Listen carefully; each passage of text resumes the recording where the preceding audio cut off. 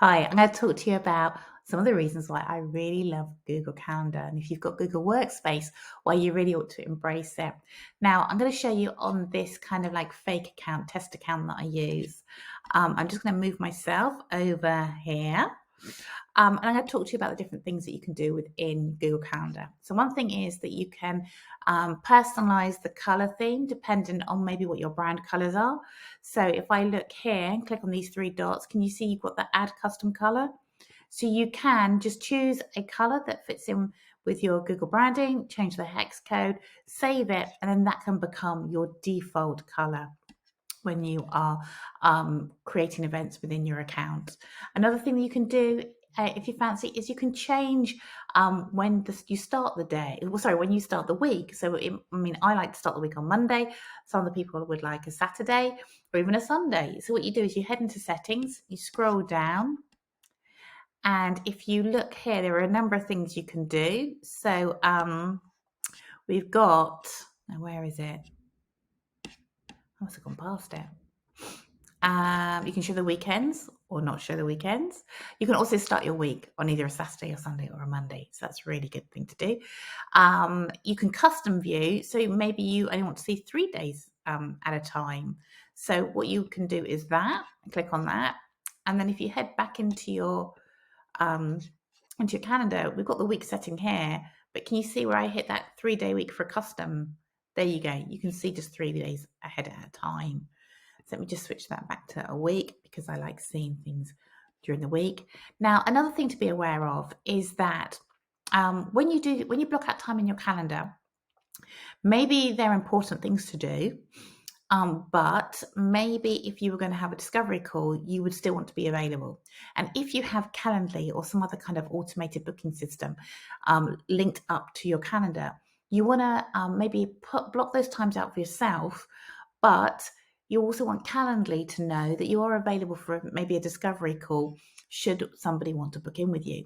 So what you can do is click on kind of the event that you have available, that you've already got into your calendar.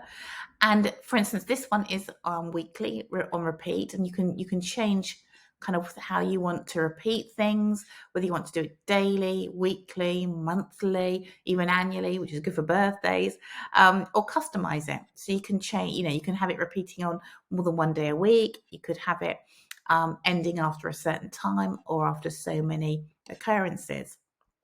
Anyway, one thing that Google has is it has this free or busy.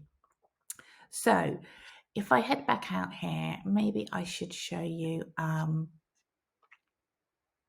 let's have a look at another one, maybe this one here.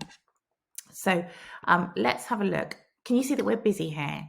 Well, actually, should somebody, I do need to chase leads, but for example, but should somebody want to book in a discovery call, then let's make ourselves available. So we hit free there and we hit save. Now, because this event is on repeat, I can choose to change it so that all events I am available, I'm free.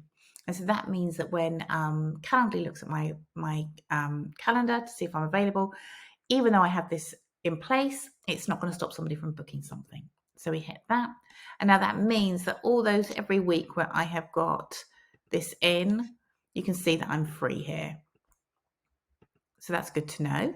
Another thing to be thinking about is you can hook up Zoom to your Google Calendar. And you can do that within the settings here. So if you go to settings and you scroll down to the bottom, you can do add-ons. And what you want to do is in your extensions or Chrome shop, you want to go and find Zoom for Google Workspace. So you can add that on, that Google extension on. And what that means is that when I am talking to somebody and saying, maybe let's get a Zoom call booked in, that kind of thing, I can say, look, a meeting with Liz, for example, and then go into that event. And I can make it a Zoom meeting because I've already hooked up my Zoom account with it. So what I can do is, again, I think this is like just asking me what options I want. I'm just going to hit continue for argument's sake, what it's done here, can you see, is it has added in my Zoom meeting, and I can share that with, you know, Liz, for example. You know, I can add in her name there, and then she can be sent this, and it's already got your Zoom link already added in it. So let's discard that. What other things can I talk to you about that I like? I like that you can drag and drop really easily.